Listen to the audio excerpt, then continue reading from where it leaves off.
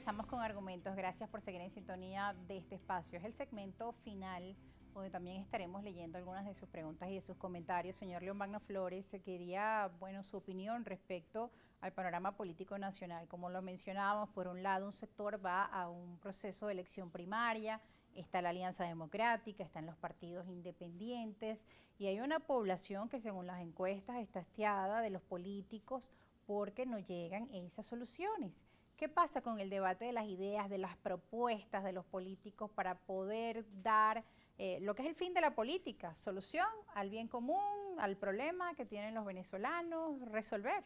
Es parte, ¿no? Es acción la política. Así es. Antes de responderte eso, quiero felicitar al compañero José Mugueza por ese gesto que tuvo. Entendemos que a pesar de su juventud, está dando demostraciones que ya muchos viejos quisiéramos dar de desprendimiento. Eso es muy importante que lo haga. Y creo que reducir el número de precandidatos nos acerca más a la escogencia de nuestro abanderado de una manera rápida y necesaria, urgente, como creo que es. Y yo te voy a dar la respuesta a lo que me preguntaste. El problema es que los líderes venezolanos, sin importar la edad, su narrativa es del pasado. Ese es el drama que tenemos en Venezuela. Nosotros no estamos hablando el lenguaje del futuro y lo que queremos es que Venezuela tenga un futuro, pero el futuro no te lo puede garantizar quien te hable del pasado, empezando por el gobierno, que solo habla de Zamora y de los generales y de la historia y del siglo XIX. Entonces ese lenguaje del pasado no puede sacar a Venezuela del foso donde está. Y los líderes políticos que, aunque tengamos los títulos académicos que tengamos, estamos anclados también en el lenguaje del pasado, pues no damos con las soluciones. Pero yo soy optimista. Hay que crear una narrativa de futuro. Hay que entender que estamos en una sociedad del conocimiento donde la inteligencia artificial, la robótica, la nanotecnología va a definir el futuro del universo, donde la Tierra va a ser exportadora de colonos a Marte y al espacio. Entonces, en ese escenario futurista, nosotros tenemos que entender que los problemas de la gente hay que resolverlos sin el paternalismo del pasado, hay que resolverlos con la solidaridad plena que debemos generar los seres humanos unos a otros y sobre todo lo más importante, que tenemos que en Venezuela darle oportunidad al proceso educativo para que demos el gran salto cuántico, porque si no, no vamos a salir de ahí. Ahora, pero mientras tanto la gente tiene que comer, mientras tanto la gente tiene que solucionar el problema de sus medicinas. Por eso nosotros estamos proponiendo que AD en este 82 aniversario tiene mucho por qué luchar. Tenemos que luchar porque la diáspora regrese, tenemos que luchar por mejores condiciones de vida, tenemos que luchar por una mejor calidad de vida de la gente y todo eso lo estamos repensando. Y nosotros creo que somos el único partido en este momento que ya tiene andado un trecho para actualizar su tesis doctrinaria y su tesis programática.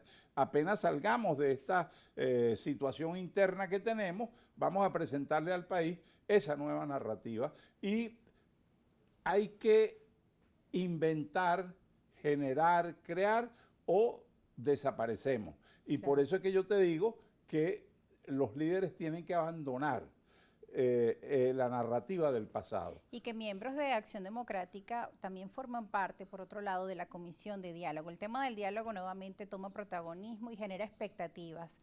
Ese acuerdo que llegó el gobierno con la plataforma unitaria, esos fondos que iban a ser destinados para la ayuda social en nuestro país, administrados por las Naciones Unidas, bueno, al final sobre esto no llegó la respuesta, a pesar de que se llegó a ese acuerdo después de tantas trabas, de tantos problemas, finalmente un acuerdo llegó a ser firmado sobre esa mesa de diálogos y negociaciones. ¿Cuál es la posición de AD respecto a estos temas, tomando en cuenta el tema social que usted nos ha mencionado que es tan importante? Los recursos que puedan entrar al país para solucionar la grave crisis humanitaria que tenemos, son bienvenidos. Y no solo bienvenidos, hay que salir a buscarlos donde estén. Pero parece que estamos cometiendo el error de que supeditamos que todas las soluciones solo pueden venir si se cambia el gobierno. No, hay que esperar que la solución definitiva venga con el cambio, pero mientras tanto hay que hacer pequeñas cosas para mejorar la calidad de vida de la gente. Por eso Acción Democrática, sin rubor alguno, desde el Parlamento colabora con las propuestas que pueden mejorar la situación de la gente, que pueden traer un poco de sosiego y de paz en esta crisis humanitaria que vivimos. Y nosotros estamos dando ese ejemplo, porque entendemos, además, que el cambio de un gobierno por otro en este momento en Venezuela tiene que ser de transición definitivamente.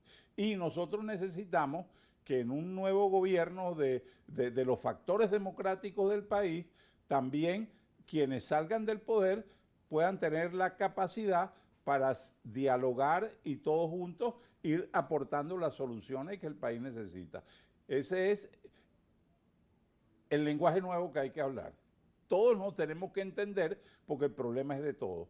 Y tenemos que dejar de lado las cortapisas y dejar de lado los rencores y abrirnos a un mundo que nos está exigiendo que pensemos de una manera distinta. Bueno, y muchos dirigentes que antes no hablaban en estos términos de negociación, lo están haciendo hoy. Es decir, que hay un cambio también en el discurso que es importante señalar dentro de algunos dirigentes de la oposición que en algún momento pues no estaban dispuestos a hacer esto. Hoy han visto que es necesario sentarse y conversar con el otro, con el que piensa diferente, con el que hay diferencias, sin dejar de lado la justicia, pero que hay que buscar soluciones, ¿no? Ese problema de la justicia en los regímenes de transición se ha resuelto en muchos países con lo que llaman la justicia transicional, y si no, la propia historia al final ha hecho justicia. Pero cuando tú ves unos niños comiendo de la basura, tú tienes que sacrificar, aunque sea esa necesidad de venganza y sepultarla, y todos lanzarnos a solucionar ese problema. Bueno, hace poco vi esa noticia de un niño en el interior de nuestro país que comió de la basura. Además, cuando fue al hospital no tenían el tratamiento y lamentablemente perdió la vida. Y así como esos casos, pues hay muchos niños intoxicados, familias que comen de la basura, mientras que entendemos que también hay otros que están en una situación muy buena. Es decir, el tema de la desigualdad, de esa brecha, ha ido también aumentando. Por aquí le preguntan, para ir con nuestra audiencia antes de despedirnos, el abogado Darío Lozada le dice: buenas tardes, es bueno que también entiendan que es necesario e importante votar porque la mala acción de los funcionarios no prescriben, y además es importante que estarán solo al servicio del Estado y no de parcialidad política alguna. Nos habla de que es importante votar y que es justo el planteamiento del invitado, nos dice en otro de sus comentarios a través de nuestras cuentas en redes sociales. Excelente, comparto totalmente esa opinión. Bueno, hay que votar, y nosotros en Acción Democrática hemos decidido condenar los errores del pasado cuando se buscaron atajos, y hemos decidido volver a la ruta electoral como un desideratum. Y aquí estamos y la vamos a mantener. ahora me voy a la cuenta en la red social Instagram, en @argumentosgb, la estoy abriendo y acá nos escriben: buenas tardes, por favor, pregunta al invitado la definición de democracia y la diferencia entre la democracia de antes y la actual, según él, ya que usted comentaba al principio del programa de que los jóvenes no conocen la democracia. Claro, la democracia es el gobierno del pueblo, para el pueblo y por el pueblo, una definición universal, clásica, desde la época de los griegos. Pero la democracia hay que entender que en este momento está bajo ataque. Fíjate que hay países donde los presidentes llegan por la vía democrática y luego se convierten en autócratas. Entonces ahí es donde yo sueño con la posibilidad de que nosotros volvamos a retomar nuestra democracia para demostrarle al mundo que la democracia por sí misma puede solucionar los problemas, porque tiene en sí el gran factor de la perfección, que es lo importante. Y yo sí creo que la democracia, durante el pacto de punto fijo, para poner un tiempo cualquiera, fue una democracia muy formal y cometimos el error de creer que en Venezuela los venezolanos habían aprendido la democracia y resulta que era mentira, porque en la casa el papá los obligaba a todos a hacer lo que él quería, entonces ahí no había democracia. Nosotros teníamos una democracia formal para votar, para escoger, para solucionar algunos problemas por la mayoría, pero la vivencia total de la democracia no la teníamos plenamente. Pero esta tragedia donde se nos suprimió el poco de democracia que teníamos, mala o buena, pero era democracia, nos ha llevado ahora a entender lo que es la democracia. Y si la volvemos a instaurar, no la podemos perder. En ello nos va la vida. Para algunos dirigentes, también candidatos a la presidencia, han dicho que es importante modificar la Constitución en el sentido de eliminar la reelección presidencial y que eso podría ser un paso importante para nuestro país. Estoy totalmente de acuerdo. ¿Cree que eso sin que me quede envicia? nada por dentro. Hay que eliminar la reelección en Venezuela. No sé si por siempre, pero fíjate que Dar paso a la alternabilidad. Cuando Rómulo Betancourt concibió la nueva Venezuela y la nueva democracia, él trató de solucionar ese problema y la constituyente se pronunció porque no hubiera reelección, pero entonces después, cuando vino la constitución del 61, dijeron, no, pero la reelección es buena y tal. Entonces lo que hicieron fue espaciarla. Cada 10 años se puede reelegir, pero eso ha sido terrible. Mira, yo soy un hijo putativo de Carlos Andrés Pérez y yo le critico a mi padre putativo el error de haber sido candidato por segunda vez.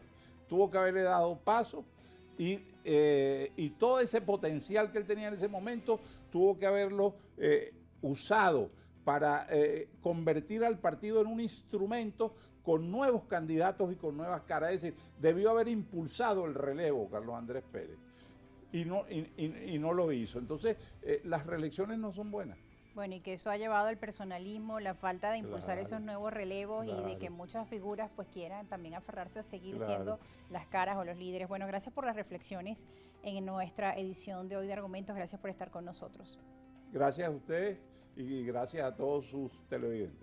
Sí, gracias a ustedes también que están allí en sintonía de este espacio. Déjenos como siempre sus comentarios en nuestras cuentas en redes sociales, agradecida de su sintonía en distintos estados de nuestro país, que nos hacen llegar también sus denuncias, sus preocupaciones, sus comentarios. Gracias a todos ustedes. Será hasta una nueva edición de Argumentos. Recuerda que este espacio lo puede volver a ver a las 11 de la noche por Globovisión.